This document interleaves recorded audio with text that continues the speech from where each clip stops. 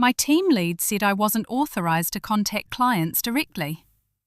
The CEO forwarded me an email from our largest account asking when I'd be back on site. The subject line was contract renewal, Nicole only. I'd been removed from the client rotation 3 weeks earlier. My team lead told HR I'd made unauthorised changes to production schedules that caused delays. The client complained, he said. They wanted someone more experienced. The email from the client said something different. They wanted to extend their contract by 2 years. They wanted guaranteed access to my technical expertise.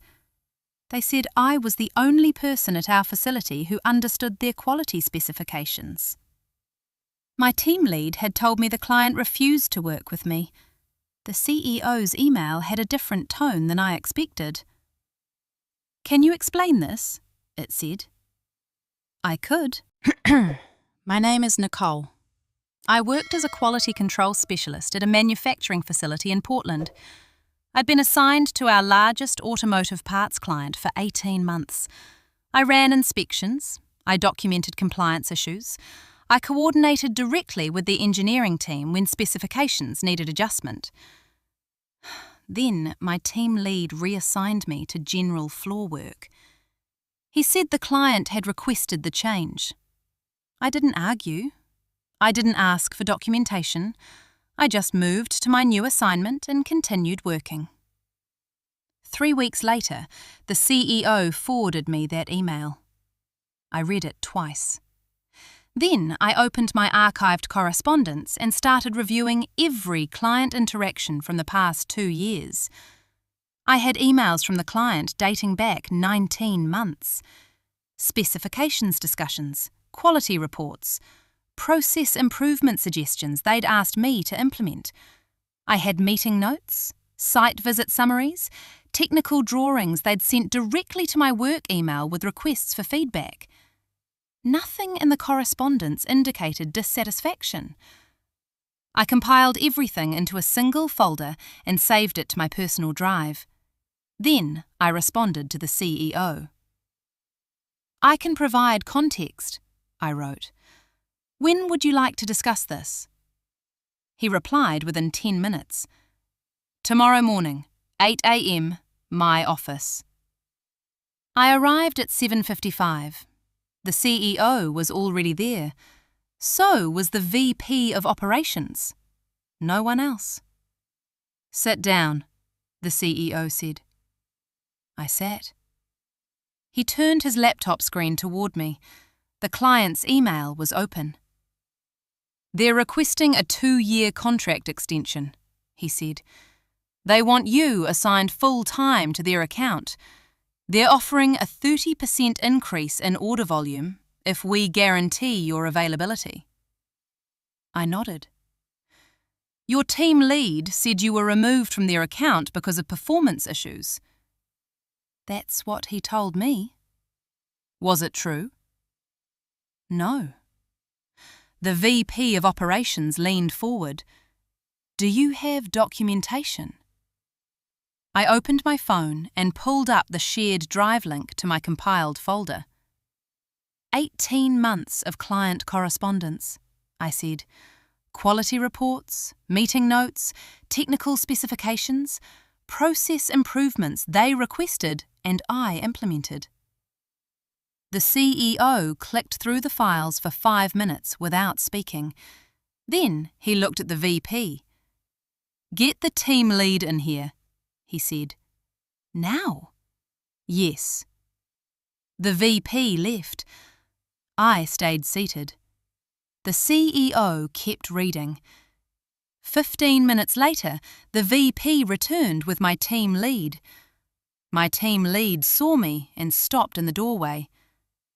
"Come in," the CEO said. "Close the door." He did. "You told HR that Nicole was removed from the automotive account due to client complaints," the CEO said.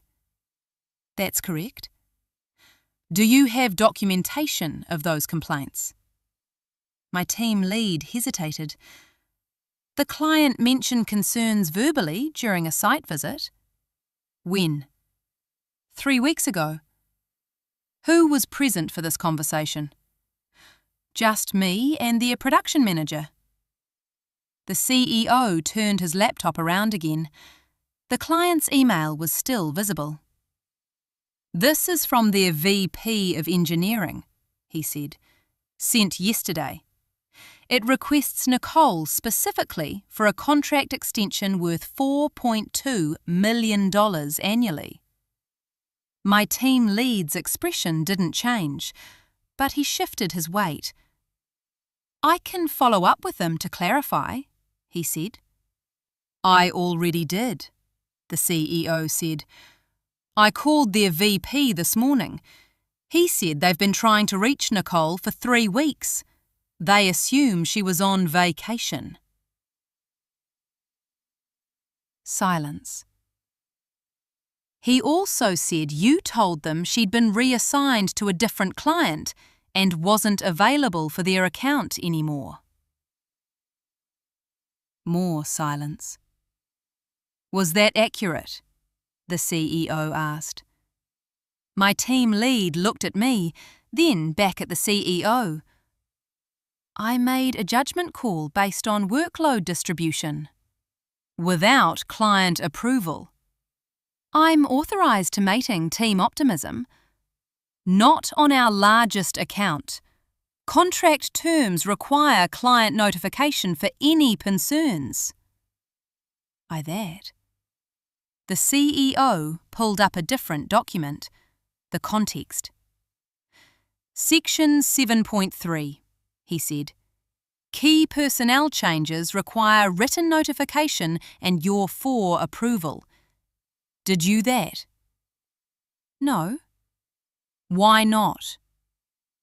My 2 lead didn't answer immediately. I thought it was the what operational decision? He spat you're suspended twice. HR will contact you your afternoon. My 2 lead left looking at me. The CEO waited until the 2 copied. How long have you been working general floor assignments? He asked. 3 weeks. Did you why not? I assumed the reassignment the legacy. He looking at the VP. Get her back on the automotive account again, he said. Full time. And you're there are other accounts where your those as happen. The VP nodded. Nicole, you're meeting with the client next Tuesday, the CEO said. They want to discuss the contract extension in person. Can you prepare a presentation on computer improvements for the past 18 months? Yes. Good. Coordinate with the VP on travel arrangements. I stood to leave. One more thing, the CEO said. I stopped. If anything like this happens again, don't wait for me to find out from a client. Come to me directly. Understood. I went back to the production floor. My new assignment was running calibration checks on testing equipment. I finished the shift and went home. I didn't hear anything about my team lead for 2 days. On day 3, HR sent an email to the entire quality department. My team lead had been placed on administrative leave. They were conducting a review of client account management practices. I was copied on an email from the VP of Operations.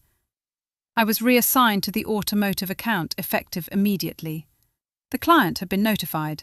They'd requested a call to discuss the contract extension. The call was scheduled for Friday. I spent 2 days preparing. I reviewed every quality report from the past 18 months. I compiled data on defect reduction, process improvements, and cost savings. The client's VP of Engineering and their production manager joined the call. Nicole, the VP said, we were concerned when you disappeared. I apologise for the confusion, I said.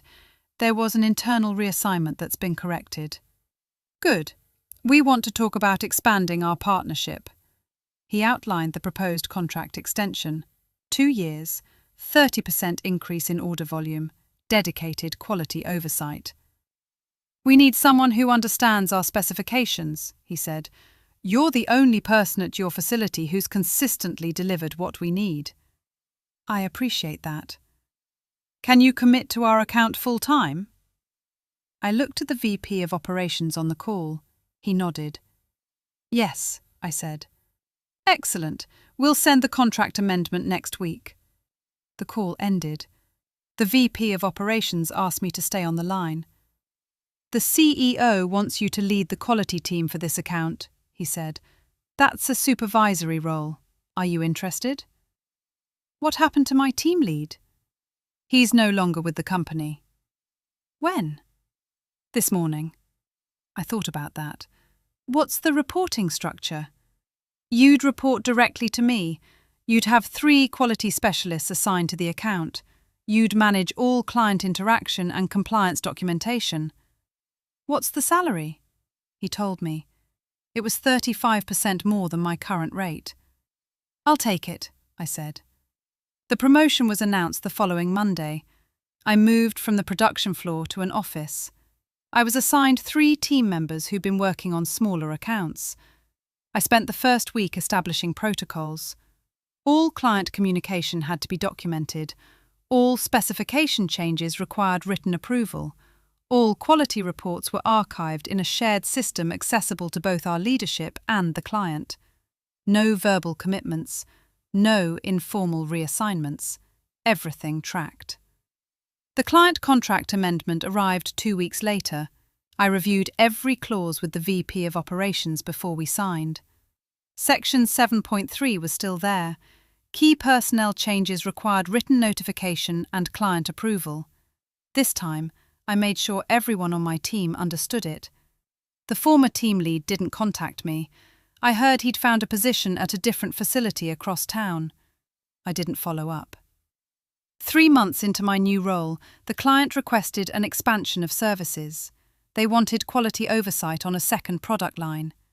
I prepared a proposal: additional staffing, equipment upgrades, extended on-site presence at their facility. The CEO approved it. The contract value increased to $5.8 million annually. My team grew to 6 people. I implemented the same documentation protocols, every interaction recorded, every change tracked, every decision approved in writing. The client's VP of Engineering visited our facility for a quarterly review. "You've built something reliable here," he said. "We're not worried anymore." That's the goal. "We're discussing a 3rd product line. Would your team be able to handle it?" Yes, we'd need to add 2 more specialists and upgrade our testing equipment.